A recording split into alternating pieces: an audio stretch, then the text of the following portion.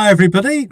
Thank you so much for joining us. If you're joining us live or if you're watching it afterwards, I'm Joshua Ryan-Saar, the Director of Travel Tech Scotland, and we're talking about our fifth travel future narrative. And today I'm very delighted to be joined by my friend and colleague, Patty Martin. So Patty, do you want to quickly introduce yourself? Sure. Thank you so much, Josh, for inviting me here. I'm tickled to be having this conversation. A little bit about myself. I'm a scientist by training and have started a consulting business where I make climate science a lot more accessible for decision makers and people who are wrestling with how to address this changing world and how we fit into it. And we've been collaborating a little bit with your work at the Travel Foundation around how travel tech or technology could potentially make tourism more climate friendly, I guess. Do you want to mention a little bit about, what you're doing at the Travel Foundation and what Travel Foundation does as well? Yeah, it's an important question. I think that there's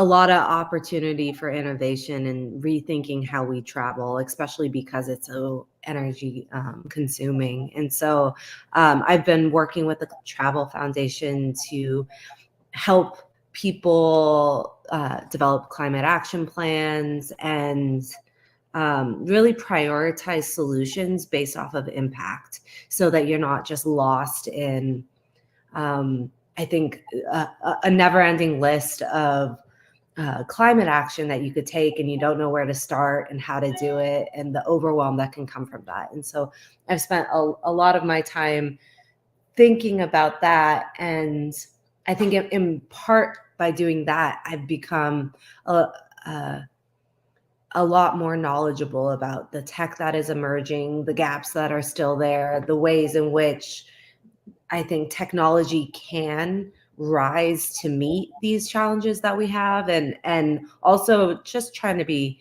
critical of the ways that it can't yet, or that we still need to have some innovation and thought around it. It's definitely a hot button issue, if that's the right term, is around the balance of, I guess, our own behavioral change, the challenge to large businesses and governments, and then the potential, and often too frequently talked about as almost like a magic bullet, this sort of technology approach as well. When I always think with climate, you can't make choices. You kind of got to do it all. You've got to change your behavior. You've got to try and use new technologies. You've got to implement new legislation. You've got to tackle perhaps bad actors and companies and things like that, all at the same time, because it's such a big thing. Yeah, definitely a group effort, right? Like, I think if we take on as individuals this problem from a solo perspective, it becomes too difficult very, very fast. And so it really does take all of us with different approaches and different ideas. And I think we're slowly moving the needle. And I've seen change in the last 4 years that I never thought I would see. It's been exponentially different when I look back at where, when my business started just at the start of the pandemic to now. Mindset has completely changed. Accessibility to these ideas, completely different. And I think that's the collective action piece there. And I think this is a very good primer for the story we're going to talk about. So if this is the first one you're watching, I'll give a quick summary of what on earth we're doing right now, and then actually just give a quick overview of the story. So first of all, this is the image that we have created. It's illustrated by Issy Med. If you go to the Travel Tech website, you'll be able to see that in a bit higher resolution. And this story is called Carbon Spend Conscious. So what we have done in the last couple of years, let me hide that again. What we've done in the last couple of years is have a series of workshops with leaders in the tourism, hospitality, travel industry, as well as tech leaders. And we've talked about what could the future of travel look like? We usually give a set of cards that represent different trends or potential futures of travel, and we get the groups to basically compile narratives of what that future could be. Now, we did this one as part of a hotel futures conference back in 2022, and you kind of have to cast your mind back to 2022 a little bit to sort of put you in the frame of mind for where this story comes from. You had Meta being called Meta, so everything was metaverse, NFTs were flying about. You also, I think, people were really keenly feeling, just as you were talking about, Patty, and seeing those impacts of climate. I think 2022, we're talking a year later, we had the COP in Glasgow, or maybe that was the year before. I can't remember. My dates are getting wrong. So we had COP 2022, I think, was Glasgow. Yeah, it was 22. Yeah. Yeah. And so in Scotland, it was really, it was very front of mind. So let me give you a recap of the story. So basically, it has a couple who are very much in the gaming community and spending their life playing online chess, but it's very different. It's virtual reality chess. They are in the metaverse, and it feels you're taking every blow. I think of like the Harry Potter in the first episode, where they're embodying the pieces, but they're doing it in virtual reality, and they live very much in the virtual reality world. They're very eco-conscious to make personal and individual decisions that are based on what does the best for the climate. And because they live in this visceral virtual reality world, they are somewhat reluctant to travel. They feel that they do not travel because of the climate impact of that travel. And I have friends and family who very much are curtailing their travel right now because of the same reasons. So they are doing that, but they do yearn. They still they have that traveling urge, which I think we all have, and they started to get adverts popping up in their virtual reality live stream, and it shows a place, Scotland, which has just suffered a climate emergency, and it was a flooding disaster, and it was almost advertising people to do an ethical visit to Scotland to both experience what Scotland has to offer, but also to help this town recover after the flooding disaster. So they explore it with their virtual reality headset. They then book it. They get a green flight, a zero carbon flight, which perhaps may be the most sci-fi element of this whole story, over from where they live to Scotland. They arrive, get an autonomous vehicle, of course, because that's the future, and they're able to use their virtual reality headset to, while in situ, to first of all experience and explore their hotel that has been pulled together through reused materials and so on, but also explore the town and be able to see where the damage was and where it was before, explore history and all these sort of elements. So they felt that this was a trip that was both ethical, reduced their climate impact, but also made them connect to the area. And so it brings together voluntourism, the potential impact of virtual reality, and making ethical decisions in travel. So that's the story. And the reason we do this is we hope to have these sort of conversations so that we can think about what's realistic, what isn't, who wins, who loses, and then just pick up on some of the themes. And this is a particularly good story and a particularly great expert to speak to, because it touches upon a lot of themes we haven't yet talked about. So my first question, as always, Patty, is what were your first impressions? What were your instinctive responses? What does this story make you think? Yeah, I think my first response to this is a personal one, that as I grapple with how to travel, I live on the California coast and in a little small sleepy town that doesn't really have very much infrastructure. We've run out of water in the past, sometimes during the summer, that type of thing. And we get wildfires, we get flooding, we get all the things from climate. And we also get a large amount of visitors. And so I'm always thinking about, it's reframed how I think of myself as a visitor. And so when I read this or listen to the story, I that's what first comes to mind is how can we travel? How can I travel differently? Does this provide me an option to get to experience the world in a way that has less impact? And I think that's where there's no perfect solution yet, but I think that's where it's really tantalizing is I might be able to get to go and virtually see blue whales out in the ocean, and maybe I'm not necessarily there messing with them and stressing them out, as a human chasing an image, right? Like so in that sense, I get excited by this idea.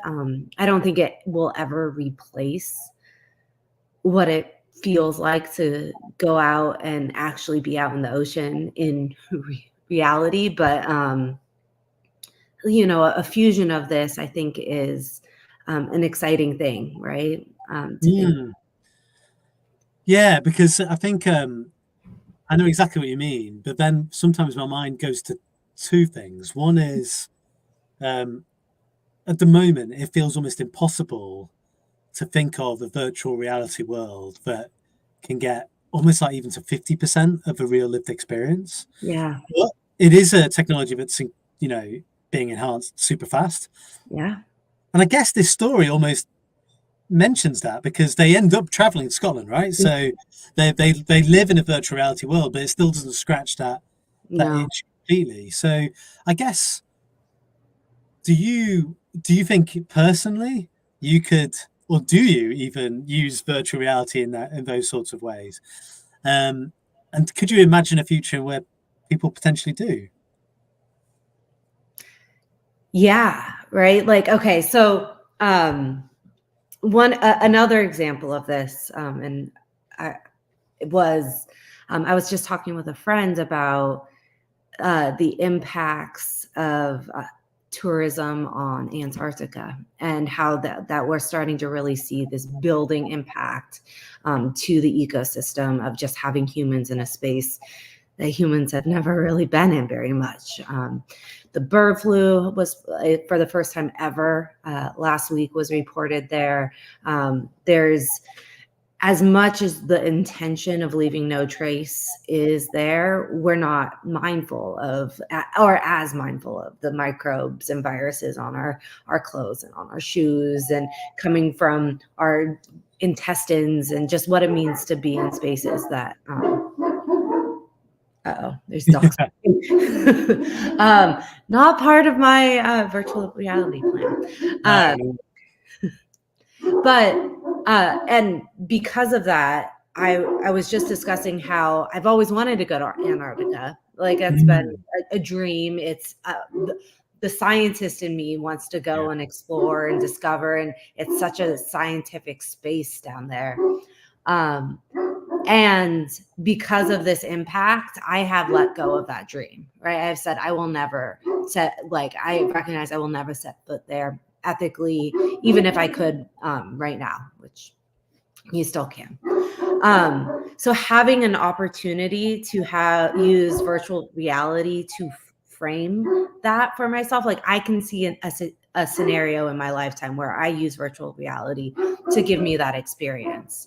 And maybe I'm even in snow, like I travel to a place where I can experience the cold and have the 5 sense reality of what it means to be there, and just have something, give me a different reality through my eyes, and so I can definitely see that. Yeah, it's interesting. It reminds me of when I was a younger man and went to an ice bar in London, and I was like super excited. You get given a big coat; it's all like made out of ice, and then you just realize you're in any bar; it's just really cold. And actually, you can imagine a sort of more immersive, physical and virtual experience to try. I mean that's an interesting potential product, I guess. But I'd like to pick up on another thing you were talking about, which is about almost like how do you travel ethically and how do we make those choices? And so the example you gave actually about your hometown, I think is quite relevant to this story as well, which is if a town is already under pressure because of climate impacts, can you ethically visit? If you do ethically visit, what are you doing to be ethical, climate conscious? And what are the almost like choice and decision points do you have? And is that then turned into some sort of, could it be turned into some sort of like technology to help guide people to ethical decision making in this world? What are your thoughts on all of that? Mixed. I think it's, I think there's a really interesting tension that I always think about around, especially especially when I'm in my hometown, but around any type of like ethical tourism. Because like on one level, I see just in my town, I'm going to use that as an example of it's a microcosm of the entire world, I think. But for the most part, that is the industry. Travel is the industry. And so it is the way in which all the locals in that town survive. Maybe a few do fishing, but that's actually, to be honest, very minimal. Most people have like a mom and pop shop that sells to tourists who bring in money from outside. And so from one perspective, there is such a need to help support and keep that going, right? Like people depend on it and need it for survival. On the other hand, and during the most extreme moments of climate impacts, that's when you get the most visitation as well, especially when there's a fire inland, people come to the coast, right? Like it's really hot inland, people come to the coast to escape, right? Like there's people go to this destination because of climate impacts. And so we experience that increased impact. But what I'd also say is like from the science perspective, right? And understanding really what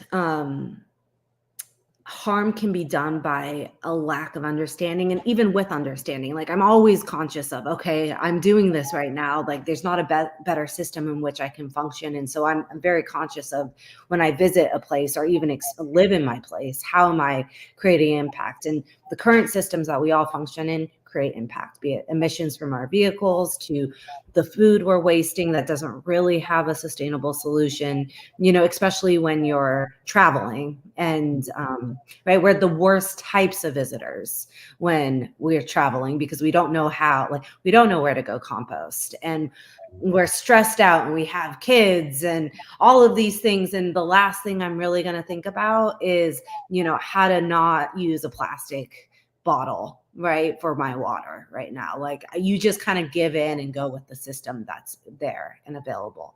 And so like that's the tension that I see that exists here. And I don't know if there's a perfect like how do we solve that? I think that there's actually that maybe that's the best way technology comes in, is that it can help us. Like, I've been starting to use ChatGPT and be like, hey, what do I do right now? I'm in this situation, where do I go and find, I haven't used it to go find like a water fountain, but I bet you could, like if I know exactly where all the publicly available water fountains are in a town you go and visit, so that's less virtual reality. But I think that's the role of technology in this, is helping us have better behaviors when we do travel so we can minimize our impacts, ideally. Yeah.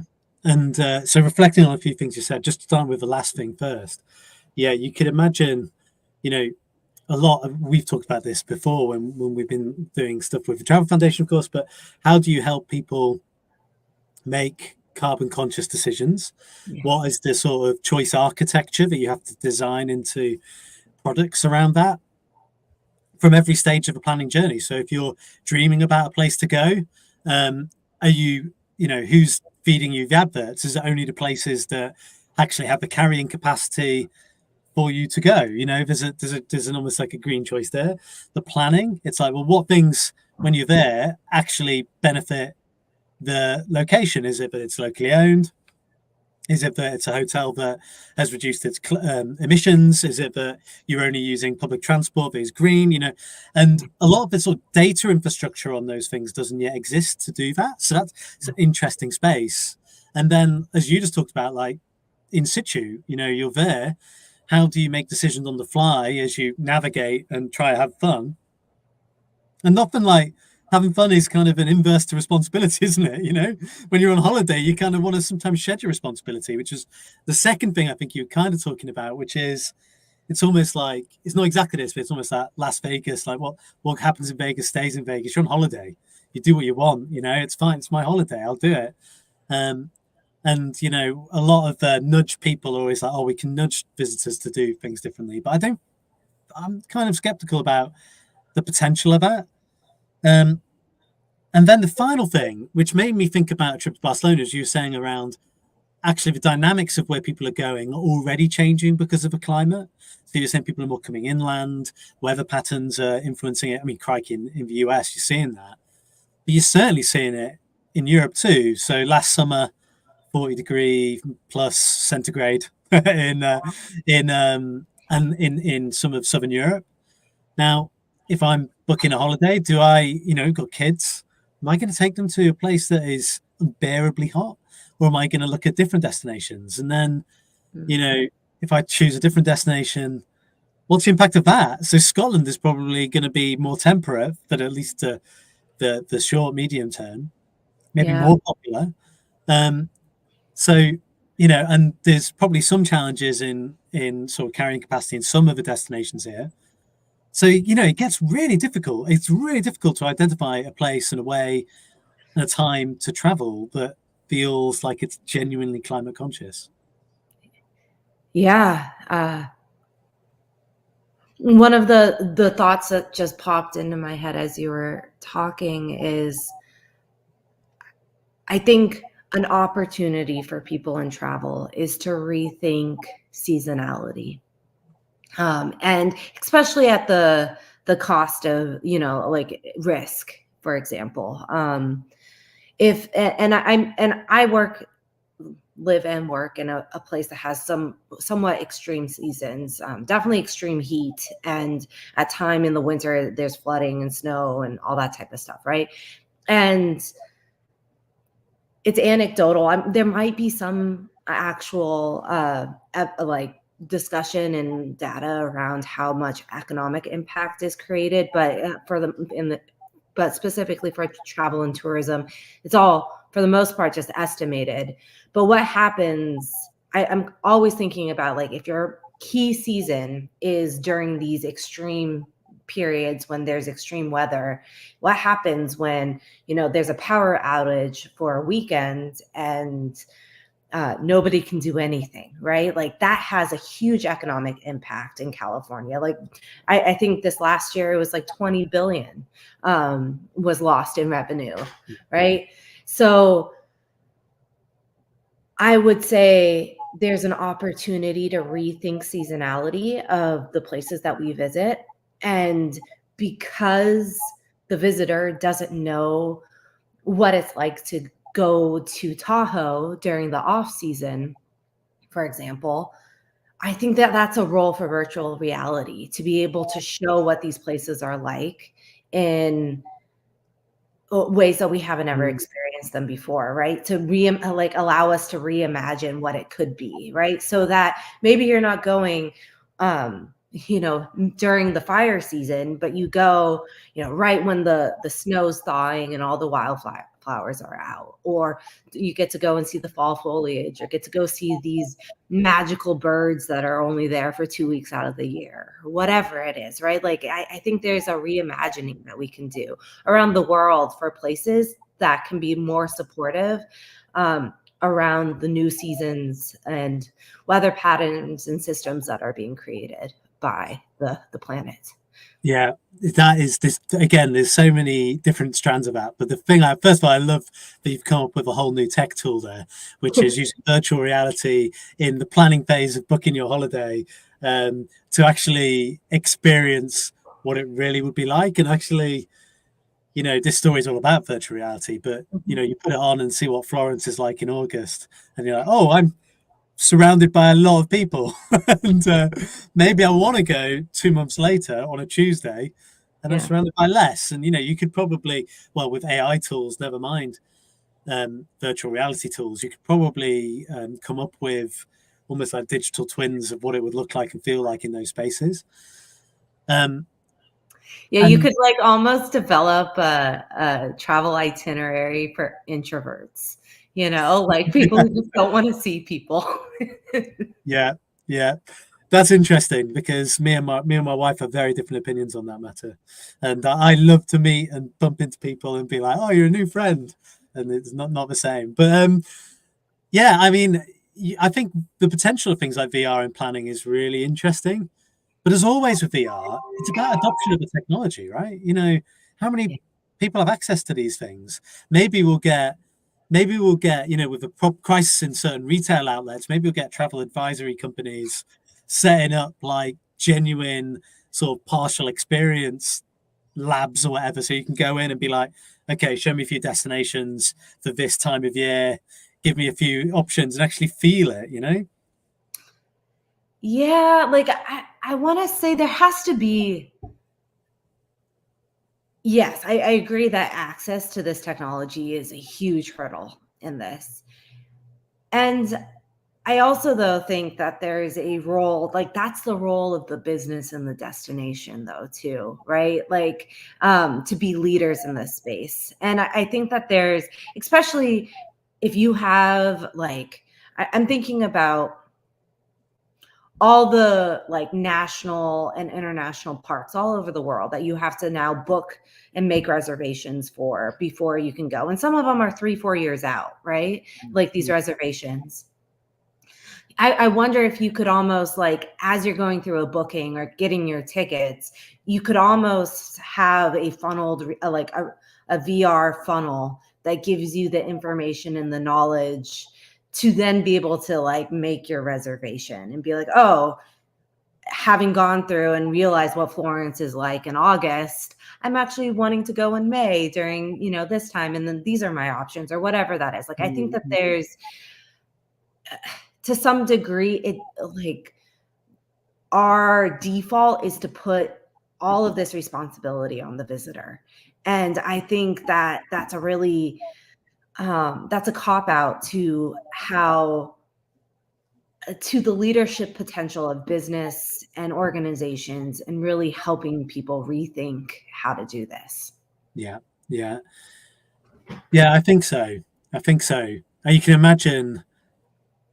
I'm thinking again around like that planning phase of a visit and how we manage capacity at an individual business level quite well, just like, and even at national park level, right, where you can perhaps estimate, you perhaps implement some sort of dynamic pricing process, which sort of Mm-hmm. filters out who's coming, and to some extent that might happen at destination level anyway, because a city will up its prices all at once if capacity is being reached. But I do wonder whether there's a model that could be created based on seasonality, based on more predictive weather patterns, based on things like droughts, which of course hitting in Barcelona as well as other places, and being like, coming up with some sort of recommender for like, don't go here, go here. I mean, a lot of the platforms. I think about Airbnb, and we'll end on these points because I know we're running out of time. But like Airbnb had changed their platform, so if you're not just searching for destinations, you're able to explore a lot more,